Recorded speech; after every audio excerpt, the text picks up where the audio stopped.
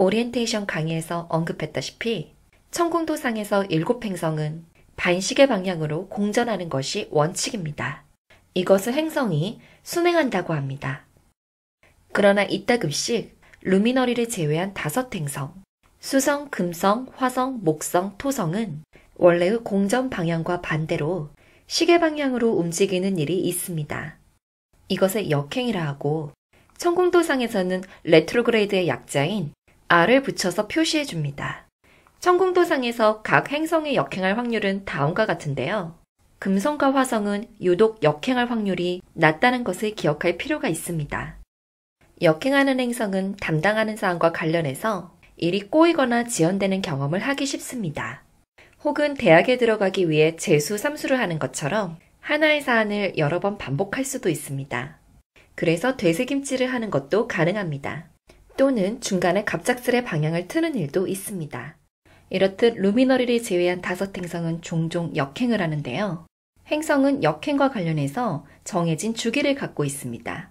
위의 금성과 같이 움직이는 속도가 점점 느려지다가 정지 상태가 된 다음 방향을 바꾸어서 역행을 시작하는데요.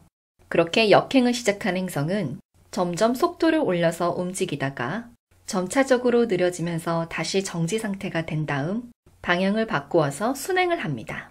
그러한 주기를 통해 순행과 역행을 반복하는데요. 순행에서 역행으로 바뀔 때 혹은 역행에서 순행으로 바뀔 때 행성이 움직이는 속도가 느려져서 제자리에 못 박힌 듯이 가만히 있는 것을 정지 상태, 스테이셔너리 모션이라고 합니다. 차트 상단 오른쪽을 보면 행성들의 리스트가 있는데요. 어떤 행성의 오른쪽에 S가 붙으면 정지 상태에 들어간 것이고 R이 붙으면 역행 상태에 들어간 것입니다.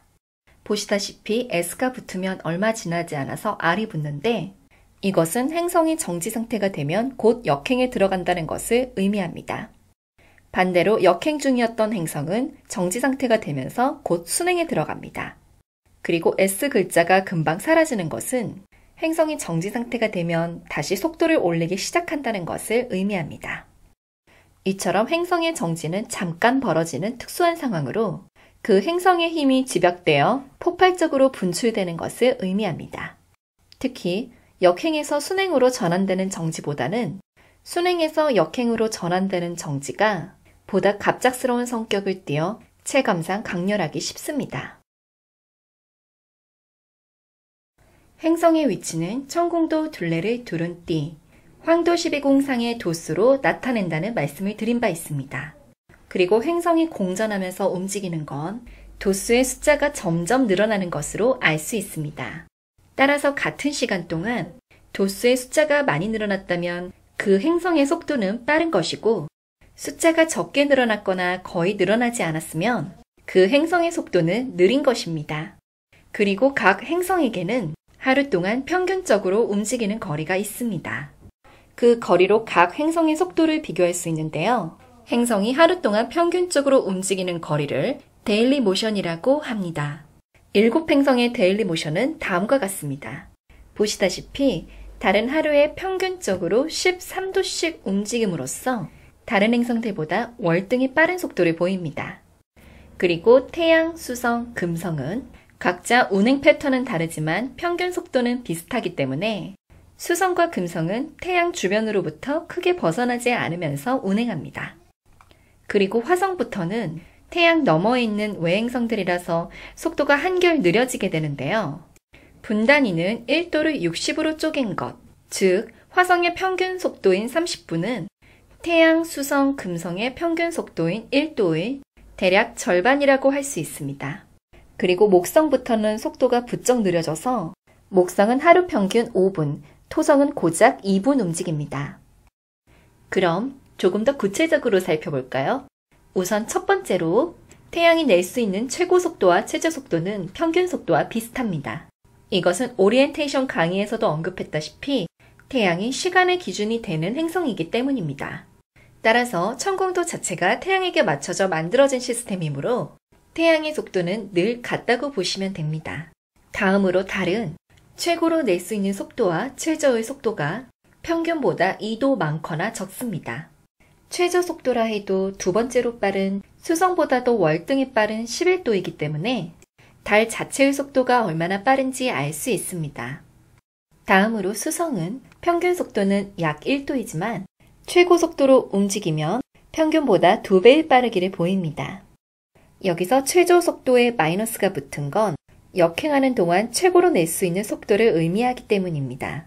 즉, 마이너스가 붙은 건 역행하는 동안의 속도라고 할 수 있습니다. 수성은 거꾸로 움직이는 동안에도 평균 정도의 속도를 낼 수 있는 셈입니다.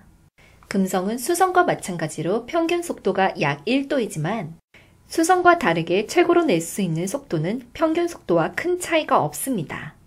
그리고 역행 중에 최고로 낼 수 있는 속도는 평균 속도만큼 되지 못합니다. 화성의 평균 속도는 약 30분이며 최고 속도가 47분이기 때문에 최고 속도를 내더라도 태양, 금성, 수성의 평균 속도를 따라가지는 못합니다. 하지만 수성이나 금성의 속도가 매우 느릴 경우 평균 속도와 상관없이 그 차트에서는 화성보다 느리게 움직이고 있는 상황인 셈입니다. 다음으로 목성의 평균 속도는 대폭 느려집니다.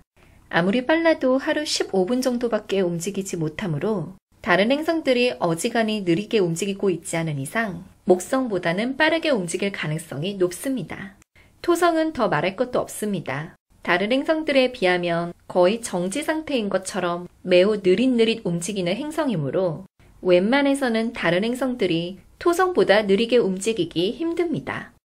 이렇듯 저마다 속도가 다른 건 행성들의 공전 주기가 각각 다르기 때문입니다. 지구를 중심에 놨을 때 주변의 행성들은 이런 식으로 거리차를 두고 자신의 궤도에 따라 움직이고 있습니다.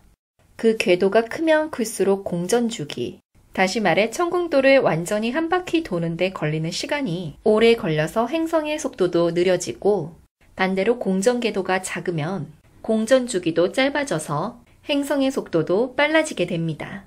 그리하여 행성의 속도가 느린 순으로, 다르게 말하면 공전 궤도가 커서 공전 주기가 긴 행성 순으로 7행성을 늘어놓은 것을 칼데안 오더, 칼데아식 순서라고 합니다.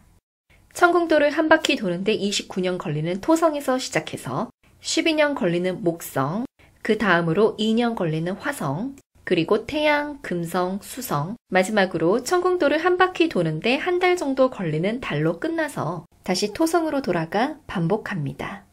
칼데아식 순서는 각 행성이 나타내는 나이도 상징합니다. 공전 주기가 길수록 나이가 많고 공전 주기가 짧을수록 나이가 어린데요. 그래서 공전 주기가 월등히 짧은 달은 갓 태어난 신생아부터 어린이까지 상징합니다. 다음으로 공전 주기가 짧은 순으로 수성은 아이와 어른의 중간 단계인 청소년기, 금성은 한창 꽃필 나이인 청년기, 태양은 사회로 진출하기 시작하는 청장년기, 화성은 한창 앞으로 달려나갈 시기인 장년기, 목성은 연륜이 생긴 중년기, 마지막으로 토성은 은퇴 후 삶을 마무리하는 노년기에 해당됩니다. 이렇듯 행성의 속도는 행성들의 움직임을 보여주므로 중요한 지표가 됩니다. 천공도는 그 자체로 고정된 것이지만 그와 동시에 천공도의 행성들은 계속해서 움직이기 때문입니다. 각 행성의 속도를 알고 있으면 이렇게 금성과 수성이 태양 주변을 크게 벗어나지 않으면서 움직이는 이유도, 그리고 달이 월등히 빠르게 움직이는 것도 이해할 수 있습니다. 행성의 속도를 확인하고 싶다면 해당 행성에 마우스를 대고 이렇게 둘째 줄에 있는 속도를 확인하면 됩니다. 혹은 상단 오른쪽에 있는 행성 리스트에서 속도를 확인하는 방법도 있습니다. 여기서 왼쪽의 퍼센티지는 평균 속도를 100%로 두었을 때 그보다 얼마나 많고 적은지, 즉 얼마나 빠르고 느린지 보여주는 지표입니다. 예를 들어 금성의 현재 속도는 약 17분 정도인데 금성의 평균 속도는 1도이기 때문에 그보다 한참 모자른다고 할 수 있습니다. 즉 금성은 상당히 느린 상태인데요. 그래서 퍼센티지도 28% 정도밖에 되지 않는 것입니다. 그리고 마이너스가 붙은 건 역행 중의 속도입니다. 오리엔테이션 강의에서 행성들의 공전과 별개로 천공도가 지구의 자전을 반영해서 스스로 하루 한 바퀴 돈다는 말씀을 드린 바 있습니다. 그에 따라 행성들도 뱅글뱅글 돌게 되는데요. 여기서 7행성 중 태양은 언급했다시피 시간의 기준이 되는 행성이기 때문에 그 태양이 떠 있는 자리를 통해서 천공도가 뽑힌 대략적인 시간대를 알 수 있습니다. 만약 태양이 이렇게 지평선 근처에 떠 있다면 태양이 지평선 위로 막 올라오는 시간, 다른 말로 동이틀쯤이 됩니다. 그래서 천공도가 뽑힌 시간대는 대략 아침 6시부터 8시 사이가 됩니다. 그렇게 천공도의 자전을 따라서 위로 쭉 올라간 태양은 낮 12시, 그러니까 정오경에 천공도의 꼭대기에 다다르게 됩니다. 말 그대로 태양이 중천에 뜬 시간대입니다. 그렇게 꼭대기에 다다랐던 태양은 천공도의 자전 방향인 시계 방향을 따라서 쭉 내려와 지평선 아래로 내려가기 시작하는데요. 지평선 아래로 내려가 모습을 감출 즈음은 대략 저녁 6시경이 됩니다. 날이 저물 즈음인 셈입니다. 그렇게 태양은 아래로 내려가 천공도의 밑바닥에 다다르게 되는데요. 이때는 정오의 반대인 자정쯤이 됩니다. 그리고 자정을 지나서 새벽 동안 위로 다시 상승하면 지평선 위로 모습을 드러내게 되고 날이 밝아오면서 다시 아침이 시작되는 것입니다. 그리고 태양이 지평선을 기준으로 위에 있느냐 아래에 있느냐에 따라서 천공도가 낮의 천공도와 밤의 천공도로 구분됩니다. 이것은 차트 리딩을 할 때 중요한 기준이 되기 때문에 해당 천공도가 낮의 천공도인지 밤의 천공도인지 구분할 수 있어야 합니다. 지평선을 기준으로 태양이 위에 있느냐 아래에 있느냐만 살피면 되므로 살피는 방법은 무척 간단합니다. 달은 차고 이지러지는 과정을 반복하므로 변덕스러운 성격을 띱니다. 한편으로는 밀물과 썰물 같은 주기를 상징하기도 합니다. 이처럼 달이 유관상으로 차고 이지러지는 과정을 달의 위상이라고 합니다. 음력 기준으로 한 달 동안 달이 완전히 차올랐다가 이지러지는 과정을 알아보기 쉽게 표현하자면 다음과 같습니다.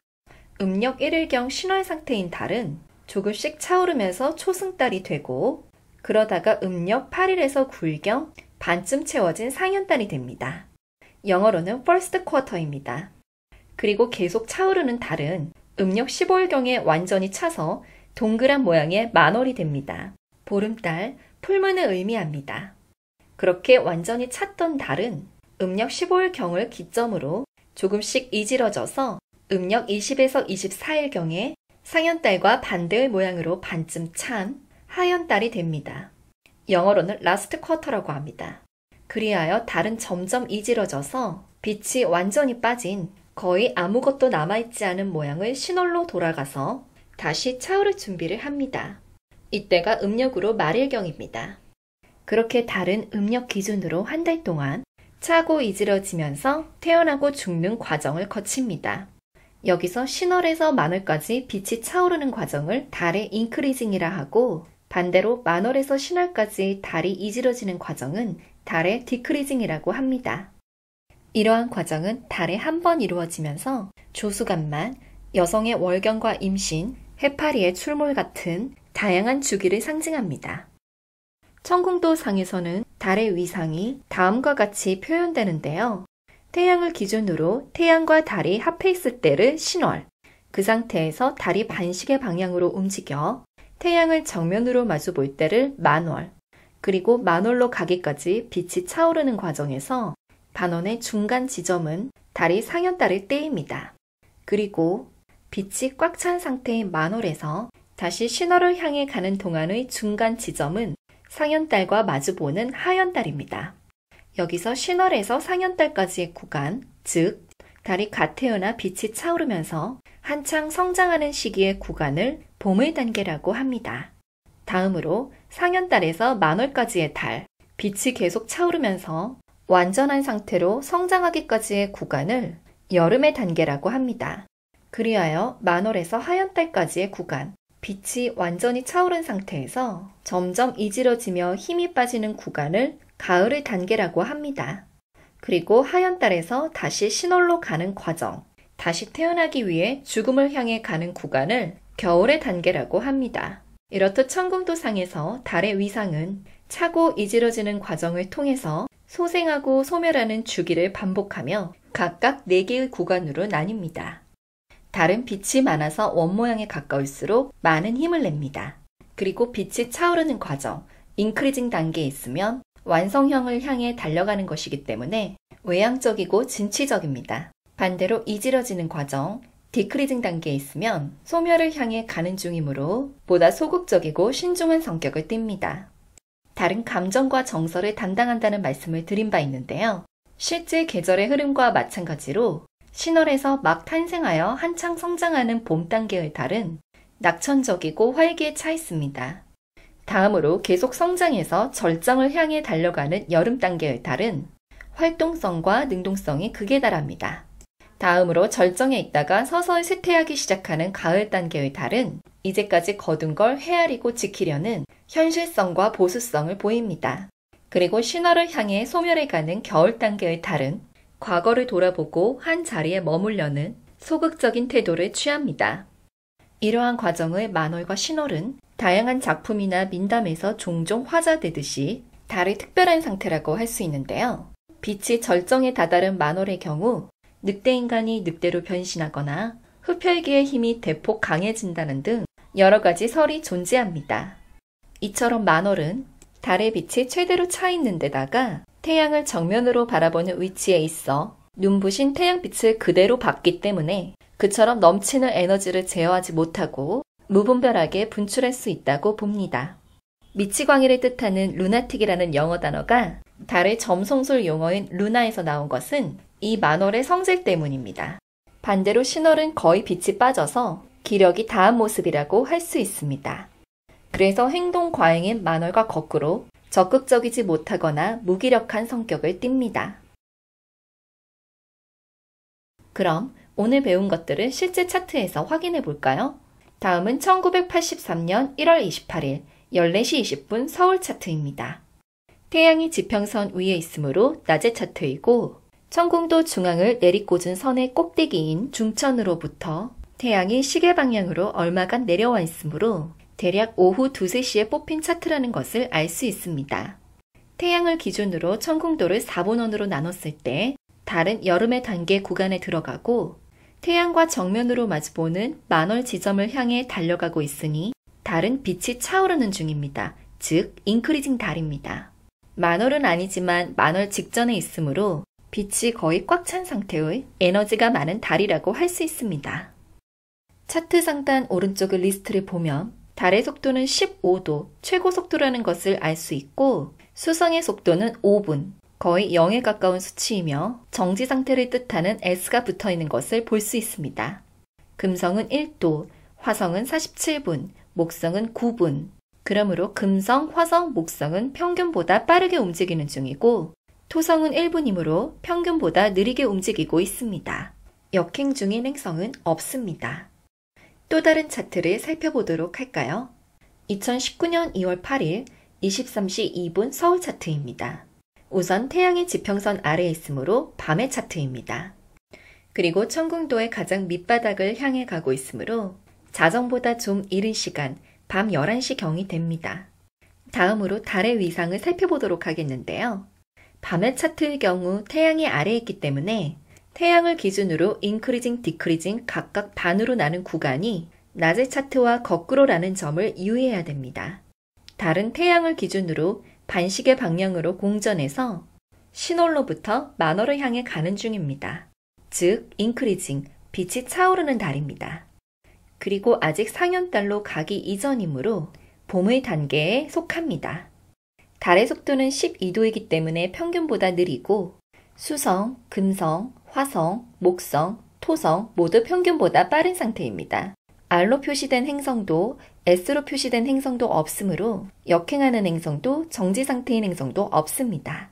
다음 강의에서는 행성들이 몸담고 있으며 행성들이 풀어나가는 스토리가 펼쳐지는 배경인 천궁도의 구조에 대해 좀 더 구체적으로 알아보도록 하겠습니다. 그럼 다음 강의를 기대해 주세요.